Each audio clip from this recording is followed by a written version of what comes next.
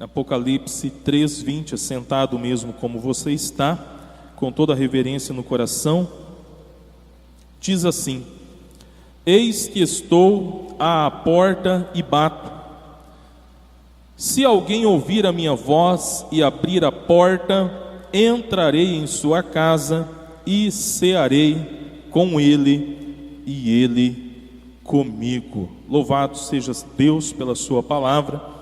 Pai, em nome de Jesus, mais uma vez nós entronizamos o Teu nome, nós entramos na Tua presença, ó Pai querido, nós tributamos a Ti toda a honra, glória, louvor e adoração, não porque nós duvidamos da oração que a Tua serva tenha feito, sabemos que o Senhor a tem ouvido, mas também quero mais uma vez, ó Deus, me colocar diante do Senhor, me humilhando diante de Ti, reconhecendo a minha total dependência do Senhor, reconhecendo, meu Deus, que eu também preciso ser alvo da Tua graça, misericórdia e bondade. De outra forma, não teria a menor possibilidade de encontrar com o Senhor e viver com o Senhor por toda a eternidade.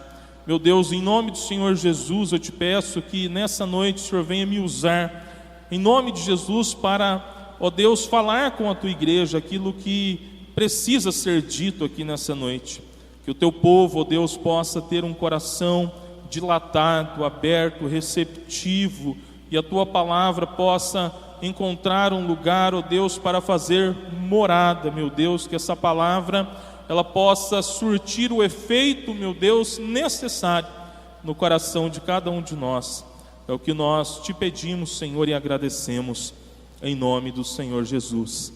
Amém e amém. Glória a Deus, louvado seja o nome do Senhor Jesus. Sem dúvida alguma, essa carta que foi endereçada à igreja que ficava em Laodiceia, ela é a carta mais dura, com um conteúdo, com um teor mais severo das 7 cartas que foram endereçadas às 7 igrejas da Ásia Menor. Isso pode ser claramente percebido à medida que nós lemos essa carta, e nós vemos que, diferente das demais igrejas, que ainda que Jesus tenha feito alguma observação negativa, tenha desaprovado alguns comportamentos, tenha feito alguma crítica, Jesus ainda assim ele fez elogios às outras igrejas. Mas isso não aconteceu aqui na igreja que ficava em Laodiceia. Nós não vemos Jesus fazendo sequer um elogio, nós não vemos Jesus citando sequer um ponto positivo nessa igreja que ficava em Laodiceia. Daí eu penso ser bastante relevante a observação que Michael Wilcock ele fez a respeito dessa igreja. Ele disse que a única coisa boa que havia em Laodiceia era a opinião dessa igreja acerca de si mesma. Só que, ainda assim, essa opinião era completamente falsa. Ela achava que estava tudo certo. Os membros, talvez os pastores, os presbíteros dessa igreja, achavam que estava tudo muito bem. Nós vemos aqui no verso 17: Pois dizes, estou rico e abastado e não preciso de coisa alguma. Esse era o pensamento corrente entre os membros, entre os líderes da igreja que existia em Laodiceia. Mas era um pensamento torcido, era um pensamento falso, era um pensamento errado, ao ponto que, ao endereçar essa carta à igreja de Laodiceia, Jesus não mencionou sequer um ponto positivo. O reverendo Hernandes Dias Lopes, ele nos informa no seu comentário bíblico acerca do livro do Apocalipse que Laodiceia era uma cidade muito importante principalmente pela sua localização. Ela ficava numa espécie de rota comercial, ela ficava no lugar privilegiado em termos de negociações. E William Hendrickson, ele diz que Laodiceia era o lar dos milionários. Só os magnatas, eles moravam, eles viviam naquele lugar. E isso porque Laodiceia, ela se destacava por pelo menos 3 características. A primeira delas é que Laodiceia era um grande centro bancário e financeiro. Corria muito dinheiro, era um lugar de pessoas ricas, era um lugar de prosperidade material. E se não bastasse isso, Laodiceia também era um centro médico de grande importância. Lá eles produziam um colírio que era famosíssimo na antiguidade. As pessoas diziam que esse colírio produzido lá em Laodiceia, ele era praticamente milagroso. Ele praticamente fazia um milagre na vida daqueles que usavam esse colírio. E um último aspecto, uma última característica que tornava essa cidade muito importante naquele período, era que Laodiceia também era um grande centro de indústria de tecidos. Ele era como se fosse, talvez a nível nacional, eu não sei se hoje é mais Cianorte, eu não sei se é mais a capital do vestuário. Na época que eu morei lá, Cianorte era a capital do vestuário. Naquele momento, 25% de toda a roupa usada no Brasil passava por Cianorte. Ah, mas produz lá não sei aonde, vai para Cianorte para fazer os processos de lavagem, ou a marca é de um outro lugar, mas é produzida em Cianorte. Então 25% de tudo era feito lá. Era conhecida como a capital do vestuário. Não sei se é ainda hoje, depois da crise financeira. Laodiceia também era uma capital da moda, ou pelo menos uma capital têxtil. Lá eles produziam também um tecido de muita qualidade. E por conta dessas e outras razões, a igreja que estava em Laodiceia, ela se orgulhava. Provavelmente é possível que os irmãos fossem todos ricos, ou na sua grande maioria eram ricos, tinham abastança, pessoas possivelmente letradas, pessoas que tinham uma boa formação, talvez banqueiros, talvez médicos, talvez proprietários de indústrias, pessoas bem-sucedidas, ao ponto que eles olhavam para si mesmos e diziam: olha, nós não temos falta de coisa alguma, não preciso de coisa alguma, como nós vemos aqui no verso 17. Mas Jesus, ele faz uma séria advertência. Mais do que isso, Jesus, ele faz uma séria afirmação, porque ele diz: e nem sabes que tu és infeliz, sim, miserável, pobre, cego e nu. Essa era a real condição dos crentes que congregavam na igreja de Laodiceia. Eram ricos materialmente falando, mas eram miseráveis espiritualmente falando. Miseráveis de um ponto de vista espiritual, na perspectiva de Jesus. E essa realidade deve nos chamar a atenção para um grande risco que eu e você nós corremos hoje também. O risco de estarmos perdidos dentro da casa de Deus, dentro da casa do Pai. Porque em tese, embora não havia ainda a construção de templos nesse período aqui, os templos começam a ser construídos a partir do século IV, quando Constantino, entre aspas, se converteu, mas ainda assim aqui já tinha uma identidade de igreja, já tinha uma identidade eclesiástica.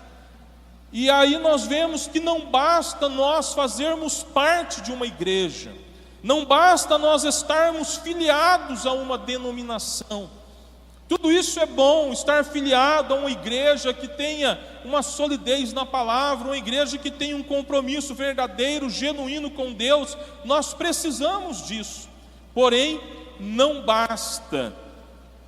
Essa igreja aqui, na sua unanimidade, foi reprovada pelo Senhor Jesus. Assim como hoje também eu tenho dito, e nem todo mundo, me parece que a maioria não concorda comigo quando eu digo isso. Tudo bem, não precisa concordar mesmo. Eu tenho dito que nem toda igreja é boa, e ainda que muita gente não concorde comigo, não tem problema, porque Jesus concorda. Aliás, eu estou concordando com Jesus, porque Jesus reprovou completamente a igreja de Laodiceia.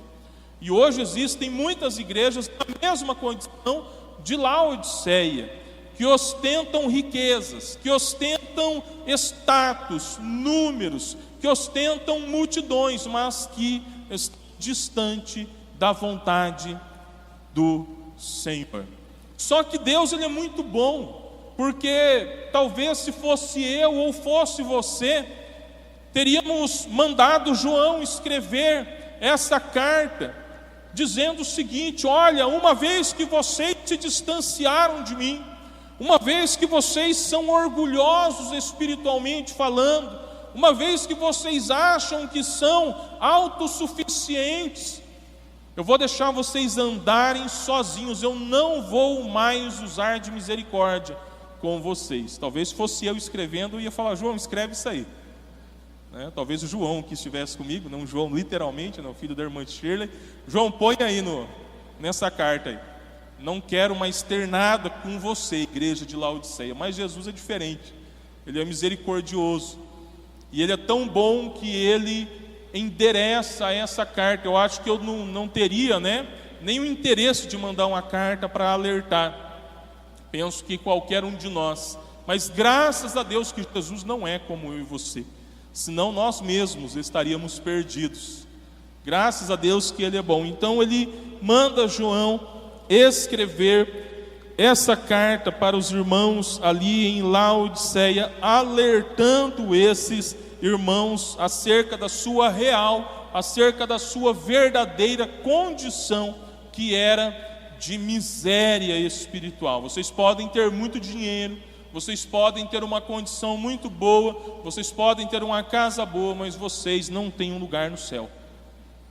Se vocês morrerem hoje, vocês estão perdidos.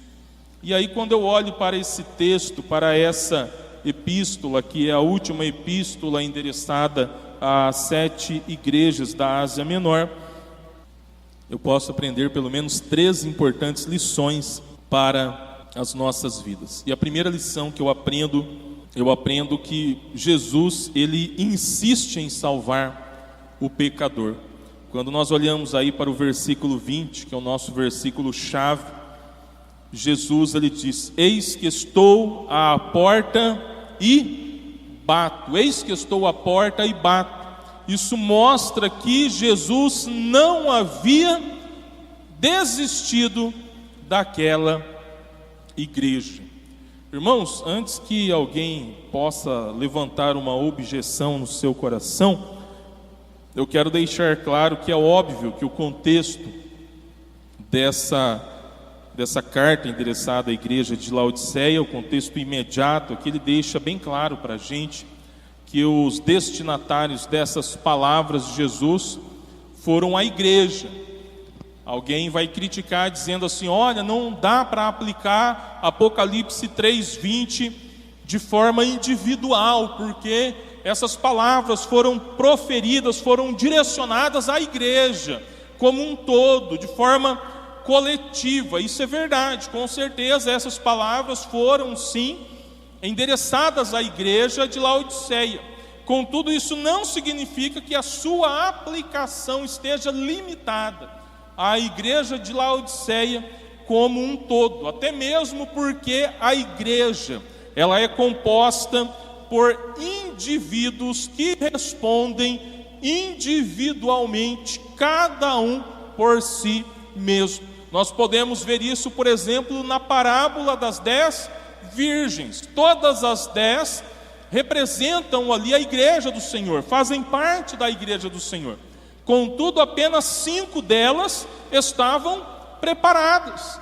5 delas foram classificadas como prudentes, porque estavam aguardando a vinda, a chegada do noivo.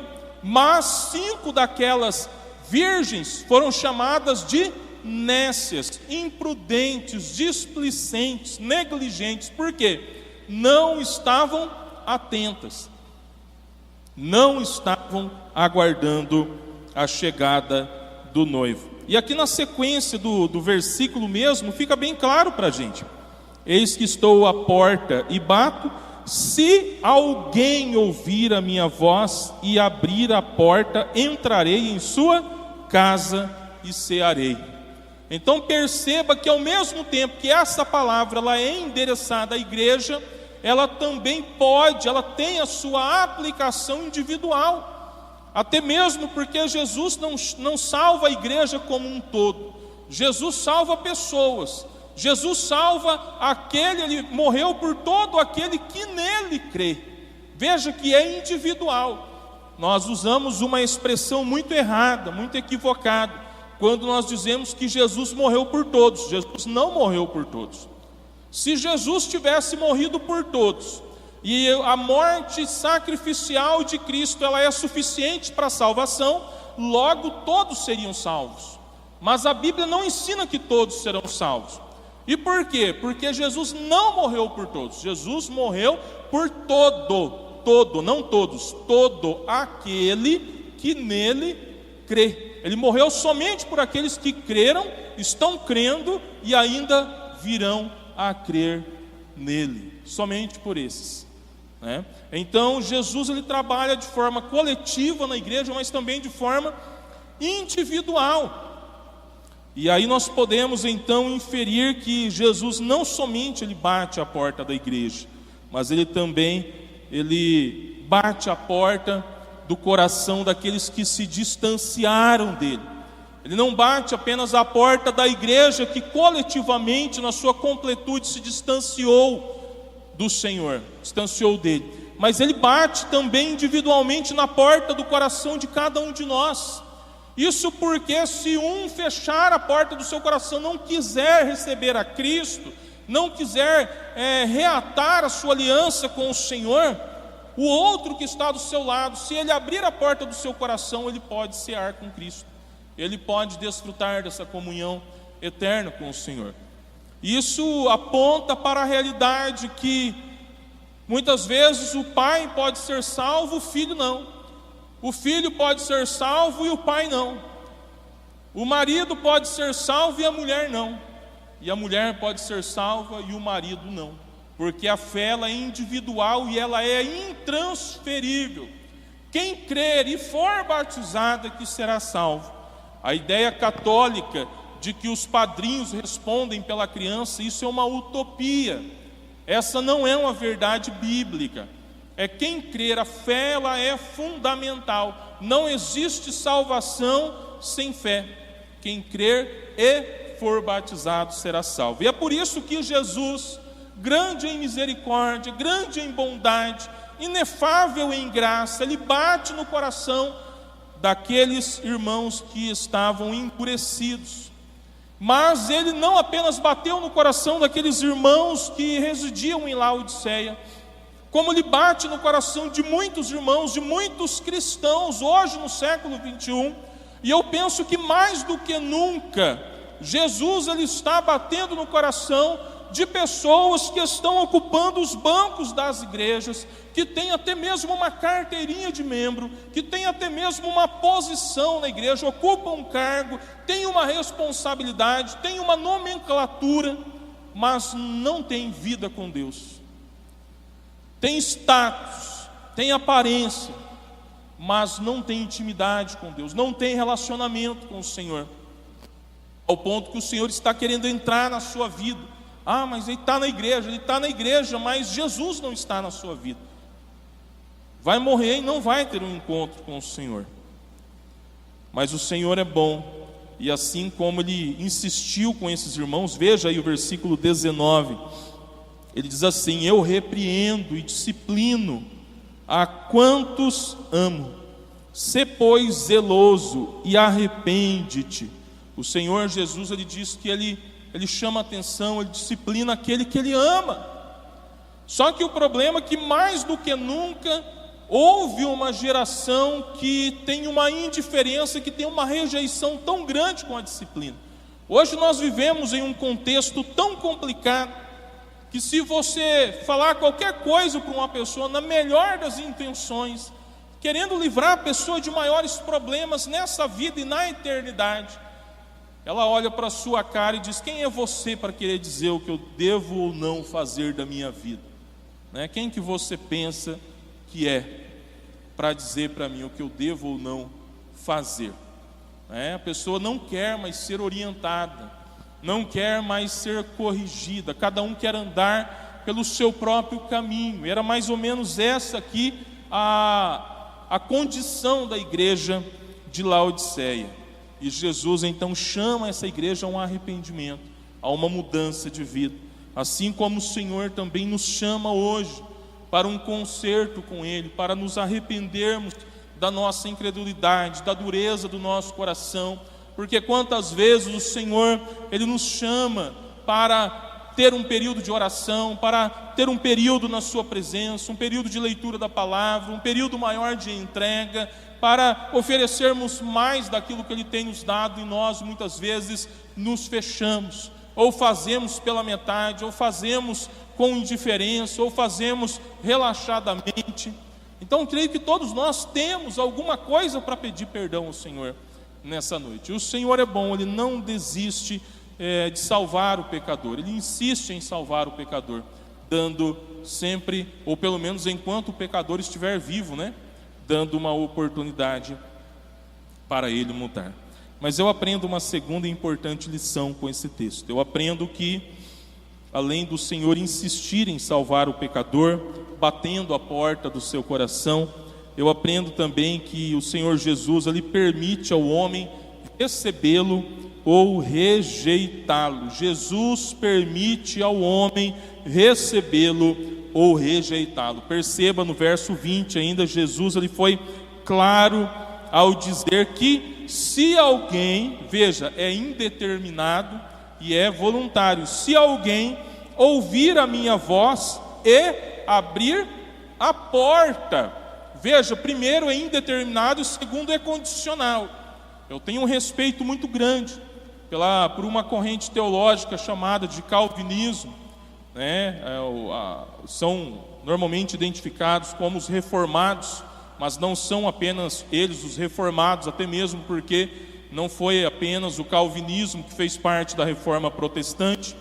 Mas eu não dou conta de abraçar a doutrina da eleição da perspectiva calvinista, da dupla predestinação calvinista, que prega que Deus predestinou um grupo para ir para o céu e Deus predestinou outro grupo para ir para o inferno, sem levar em consideração a fé, sem levar em consideração a motivação do coração do homem, sem levar em consideração nada.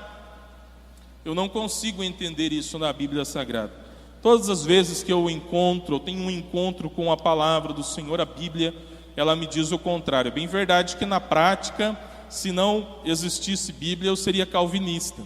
Porque, olha, na prática, irmãos, a gente olha para algumas pessoas, pessoa tem tudo para ser um crente bom, para estar na presença de Deus, mas faz tudo errado, vive dando murro em ponta de faca, vive remando contra a maré, e você fala, esse camarada deve ter nascido mesmo predestinado para ir para o inferno, porque você faz de tudo para ajudar, tem uma situação boa, tudo parece que conspira a favor dele, mas ele insiste em ficar contrário à palavra de Deus. Você fala, esse deve ter sido predestinado para ir para o inferno mesmo.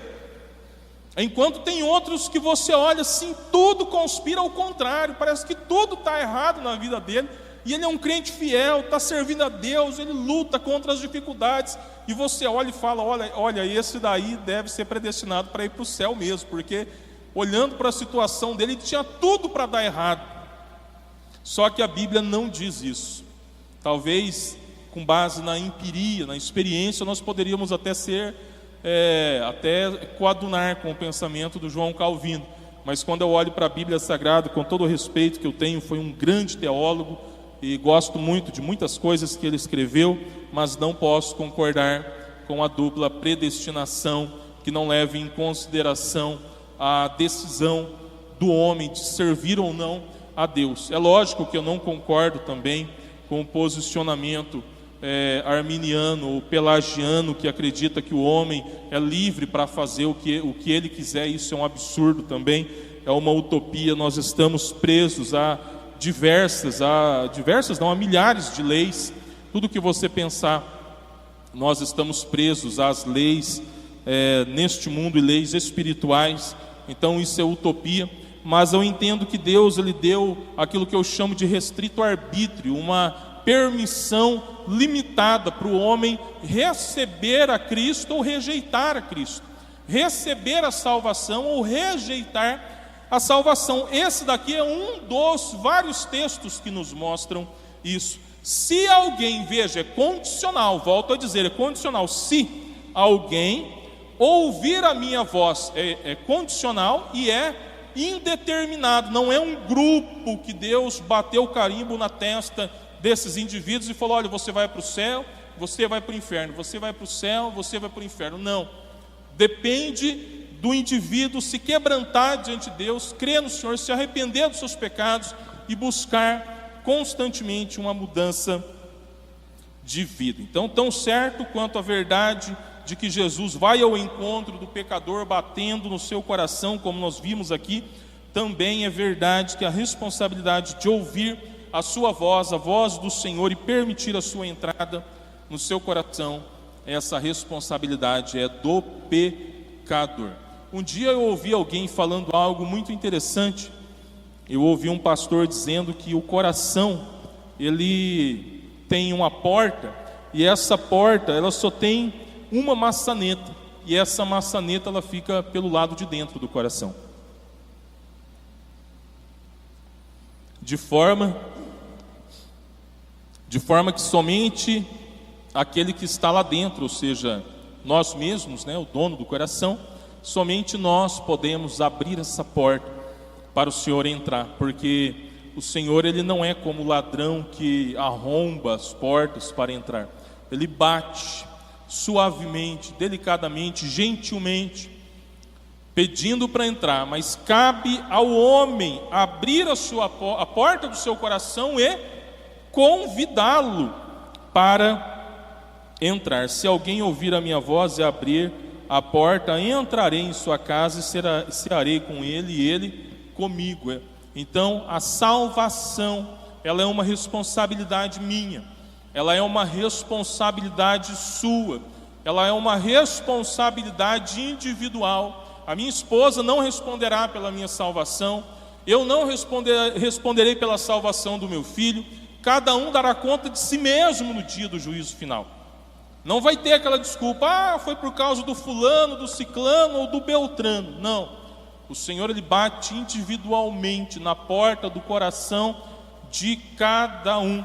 Então cabe a cada um de nós ouvirmos, estarmos atentos, Porque tem gente que sequer ouve a voz do Senhor, ou ouve o Senhor batendo no coração, porque ele está tão atento, como a irmã Fernanda falou aqui no começo, está tão atento, antenado, conectado com as coisas deste mundo, mais ou menos como alguém que está com um som ligado nas alturas, e você morre de chamar, você morre de bater palma, você morre de bater no portão, na porta, sei lá, e a pessoa não te ouve. Existem muitos irmãos assim hoje, muitos crentes assim, O Senhor, ele está batendo, o Senhor está chamando, ele está tentando mostrar o caminho, mas a pessoa, ela está tão envolvida com as coisas deste mundo, coisas até mesmo em certa medida lícitas, mas a partir do momento que tomam o lugar do Senhor, deixam de ser lícitas, e aí a pessoa não consegue ouvir a voz do Senhor. Então esse é um alerta muito grande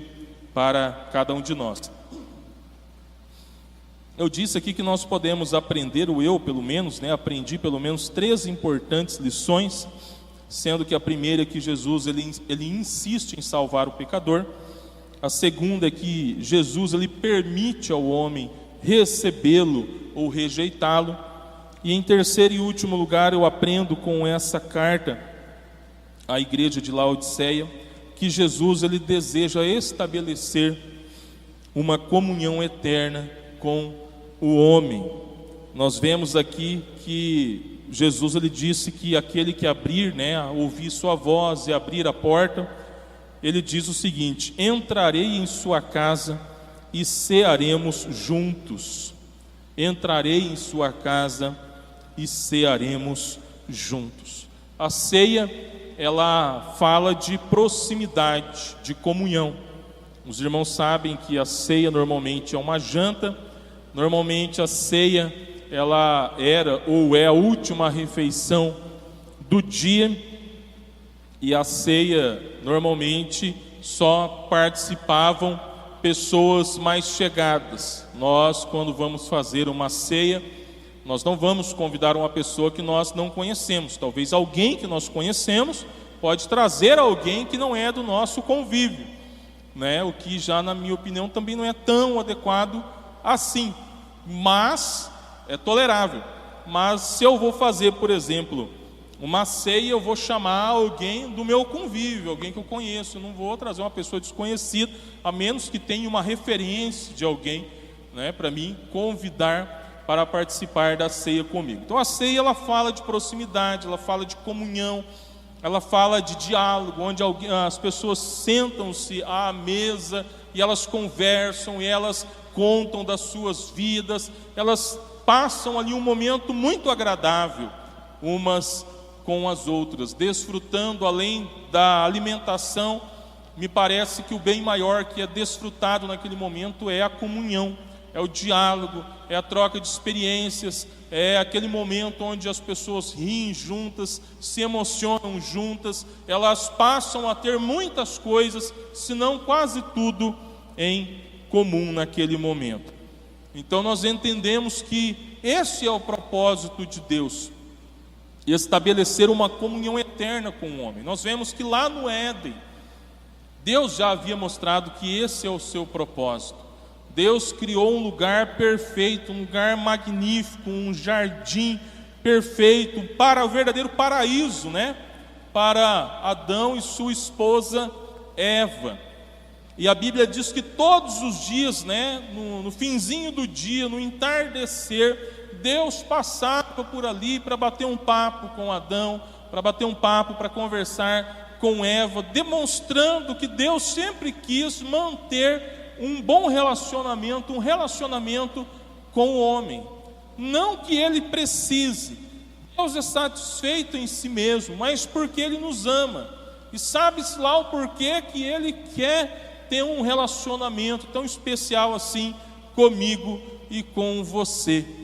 Mas a verdade é que o Senhor, desde o início, Ele sempre procurou ter esse relacionamento com o homem. Só que daí, o que apareceu? O que veio e trouxe separação? O pecado. A partir do momento que o homem desobedeceu a Deus, houve uma ruptura, houve um rompimento entre Deus e o homem, ou entre Deus e os homens. Só que o problema é que a maioria das pessoas não entendem isso. As pessoas normalmente elas acusam a Deus, por conta de todos os males. A gente vê pessoas que se denominam, não acreditar em Deus, dizem ser ateus. Mas se Deus existe, por que tem tanta gente que sofre no mundo? Por que tem tanta doença? Por que tem tanta gente passando fome? Aí alguém diz, por que o meu filho morreu? Por que a minha mãe morreu? A gente percebe que é o seguinte: não existe pessoas que não acreditam em Deus.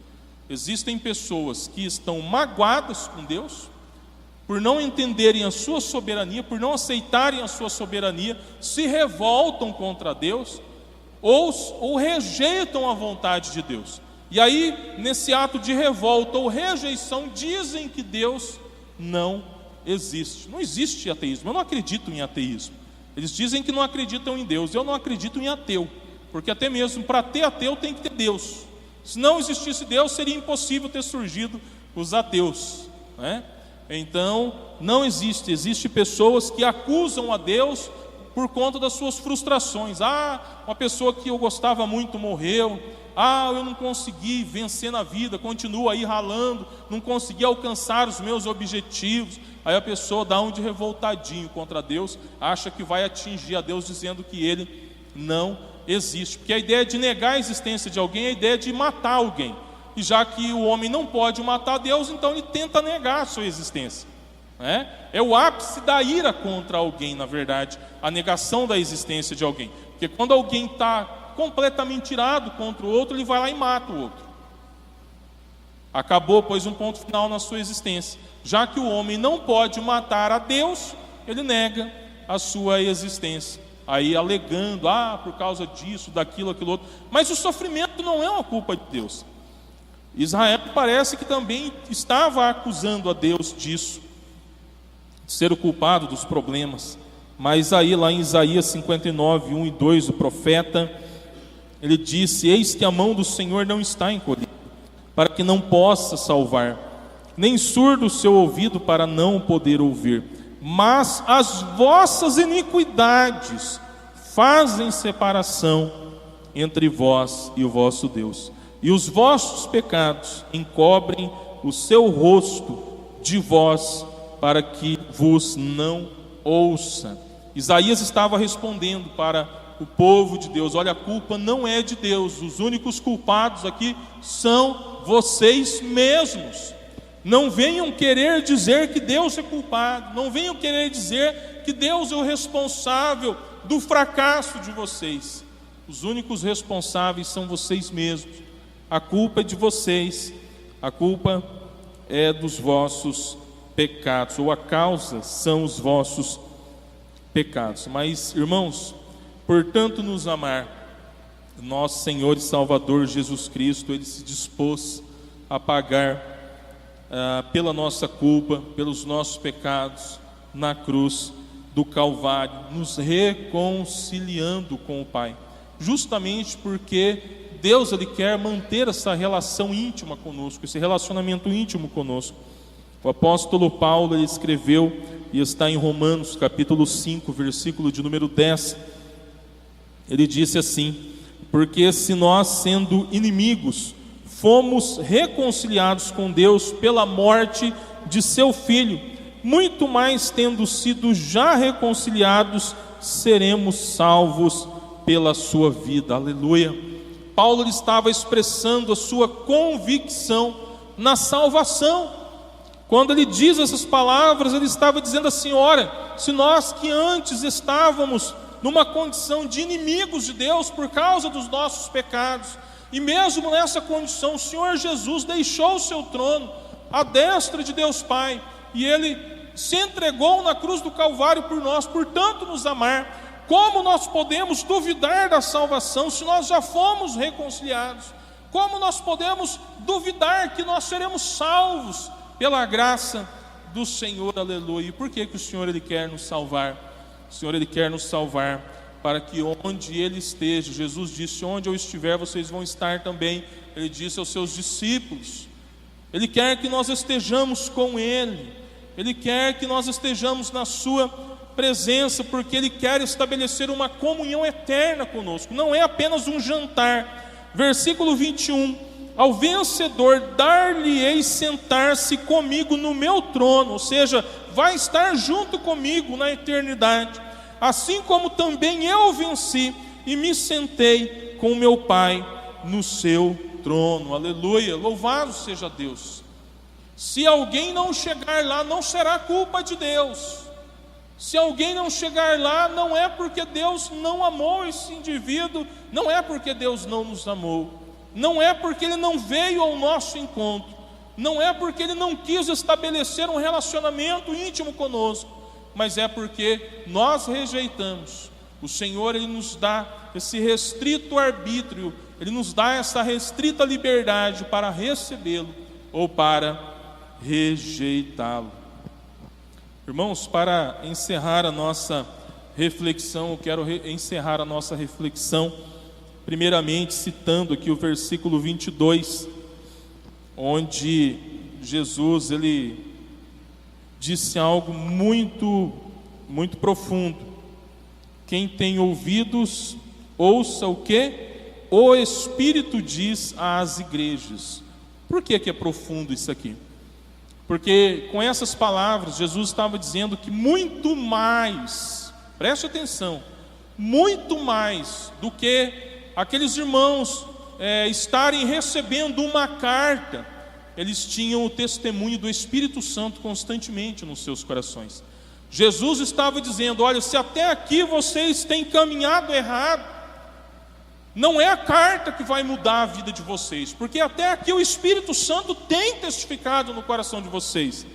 Vocês têm que atentarem à voz do Espírito. O problema é que muitas vezes nós queremos um sinal, nós queremos algo diferente. As pessoas têm uma tendência a serem levadas por aquilo que elas veem ou ouvem, mas nós temos que ser levados por aquilo sim que nós ouvimos mais, pela voz do Espírito Santo de Deus.